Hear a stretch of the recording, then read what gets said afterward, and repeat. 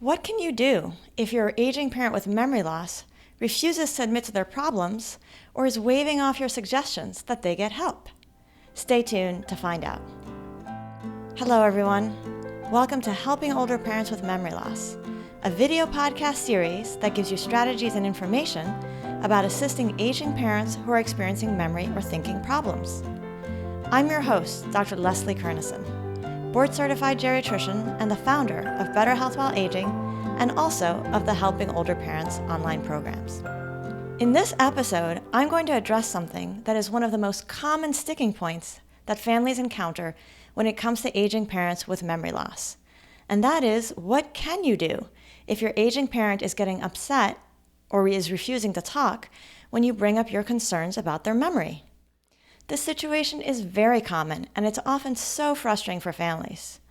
On one hand, you're noticing memory loss or other worrisome signs. And especially if you've been following this video podcast series, or if you've done some research on your own, you know that developing a poor short-term memory or frequent confusion is not normal aging. Instead, it's the sign of a problem with brain function. It's a sign of what we call cognitive impairment. And it means that your parent needs a medical evaluation to help your family figure out what might be causing their problems.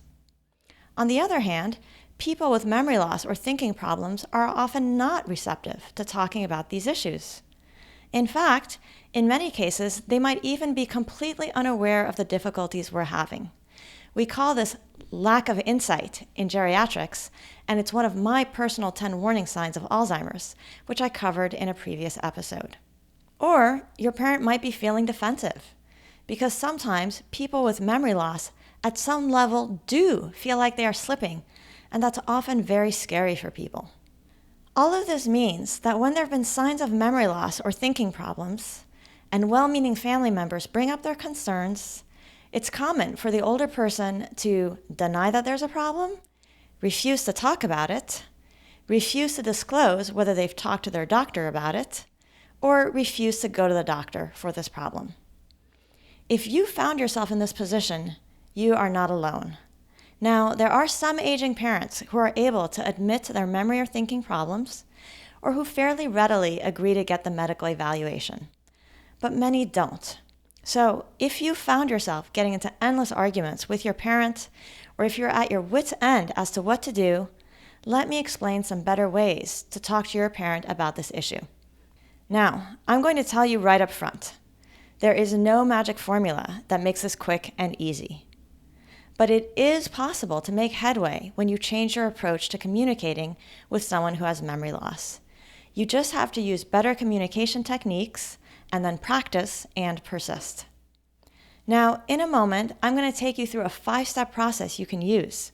But first, I want to tell you something that is very important to having better communication when someone is cognitively impaired. And that is this. If you are like most people, you've been trying to get them to understand. You've been trying to get them to understand the situation, your concerns, why you're bringing this up, and so forth. But here's the thing. This approach almost never works. Now, in a moment, I'm going to explain what works better. But for now, I want to tell you that it will really help once you stop focusing on getting them to understand you and your concerns. That means that you'll need to stop focusing on things like explanations, getting them to listen, getting them to understand, or trying to get them to agree. Instead, you'll need to focus on activities and conversations that help you understand them. So whenever you get stuck with your aging parent, and especially in these early stages, I highly encourage you to think of yourself as a detective. Your job, especially when you're trying to help with memory loss concerns, is to figure out your parents' understanding of the situation and how they feel about it. Let me now take you through a 5-step process you can follow. So step 1 is stop trying to explain, convince, or get them to understand. I know, I just mentioned this, but it's so important that I'm putting it as step 1. And again, it's normal to feel like if we could just get them to listen to our explanations, they'll understand and agree. The trouble is, this approach often doesn't work with people in general, and it definitely doesn't work well when an aging adult develops memory loss or other symptoms of cognitive impairment. So when it comes to explanations, my rule in memory loss is it's okay to try once, maybe twice, but if it's not working, please back off from the focus on trying to explain and convince, and instead switch to a focus on connecting. A connecting conversation is one in which the other person feels validated and supported, and we'll talk more about what that looks like and how to do it with a parent with memory loss in a moment. Now for step 2. Step 2 that I recommend is observe your parent. So before talking to your parent, I recommend making sure you've had a chance to discreetly observe them. Why? Because when you talk to your parent, it's good to try to get their take and perspective regarding certain specific signs or difficulties that you've observed. In terms of what to observe, I would recommend checking for 2 types of difficulties: signs and symptoms of cognitive impairment, such as warning signs of Alzheimer's, and then signs of trouble with daily self-care tasks, such as IADLs, instrumental activities of daily living, and ADLs, activities of daily living. If you need a list of cognitive warning signs, be sure to check out my video on signs of cognitive impairment in aging. Or you can get a cheat sheet as part of my book, When Your Aging Parent Needs Help. And if you need a list of ADLs or IADLs, that's covered in one of my other videos. Now that you have a few specific observations and concerns in mind, let's move on to step 3 and the actual conversation. So step 3 is to find a time to talk and then inquire gently to get your parent's take on what you've observed. To bring up a concern, I recommend briefly describing an observation or incident and then inviting your parent to tell you more. For example, I heard from our neighbor that you seemed to have some trouble driving home the other day and ended up parked in her driveway. That seems unlike you. Can you tell me more about what happened?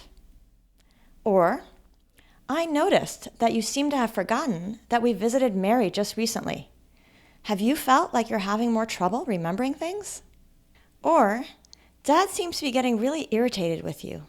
He says you don't remember the things he tells you or things you're supposed to do. How does it make you feel when he gets so upset? After this, your job is to observe what your parent seems to remember about the incident and create a safe space for them to express their perspective, feelings, and concerns. Specifically, you'll be looking to understand things like, is my parent aware of the problem? If so, how does it seem to make them feel? Defensive? Anxious to get it looked into? Anxious that others might notice? If my parent is aware, what do they think might be causing the issue? What are they thinking might help? And what are my parents' desires and fears when it comes to these problems? And what are they when it comes to their life in general? And then, is my parent's doctor aware of their difficulties? Does my parent sound open to bringing this to the doctor's attention? Now, you'll want to be very careful about asking your parent why, or why did you do that? Asking why tends to make people defensive. Instead, it's better to say something encouraging like, tell me more, or and how did you feel about that? Also, it's best to really avoid saying things like, don't you remember? Okay, let's now talk about step 4.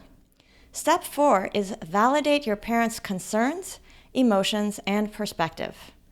As you listen to your parents' perspective, and also whenever you talk to your aging parent, make an effort to validate their concerns and emotions, even if they say things that aren't true, that you disagree with, or that seem crazy.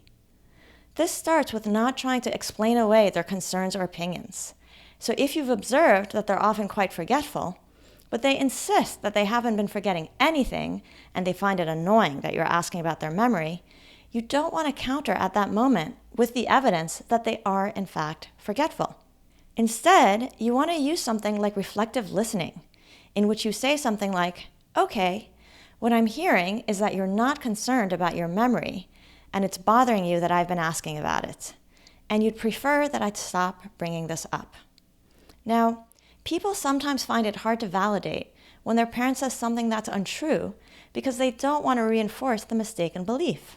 So for instance, if your parent is convinced that someone has been coming into the house at night, you might worry that validation is going to further entrench their belief. Fortunately, it's usually possible to provide some validation without completely endorsing or encouraging the mistaken belief. So again, if your parent is convinced that someone is coming into the house, you could say something like, "I can tell how worried you are about this. Why don't I look into it and see if the neighbors have noticed anything? In the meantime, what would help you feel safer at night?" Now, there's so much more I could say about responding to mistaken beliefs. I actually have a whole lesson on it in my Helping Older Parents with Memory Loss course. But I'll leave that for another episode. For now, we'll move on to the last step. And step 5 is close or transition the conversation with something that generates a positive feeling for your parents. This is especially important if your parent is getting upset or seems distressed by the talk. The idea now is to bring up something that will help your parent feel good about themselves and about you. So it can be an expression of love and caring, such as, "I just wanted to ask about this because I care so much about you and I want you to be part of my life for as long as possible." You can also potentially transition your parent's attention to something they'd enjoy talking about. And that's it for the 5 steps. If you use these techniques when you talk to your aging parent with memory loss, your conversations should become less contentious. You'll also learn really valuable information on how your parent sees things, which will help you later formulate a plan when it's time to step in and take action to help your parent get needed care. If you'd like to learn more about how and when to step in to help your parent with memory loss make changes or address safety issues, be sure to check out my free online workshop for families, which comes with a PDF cheat sheet summarizing my best suggestions on how to talk to a parent with memory loss. You can find a link to this free workshop posted below this video. Or for more on how to help your parent with memory loss, just be sure to subscribe, as I'll be covering more on how to address the most common challenges and frequently asked questions in upcoming videos. Thank you, take care, and hope to see you again soon in an upcoming episode.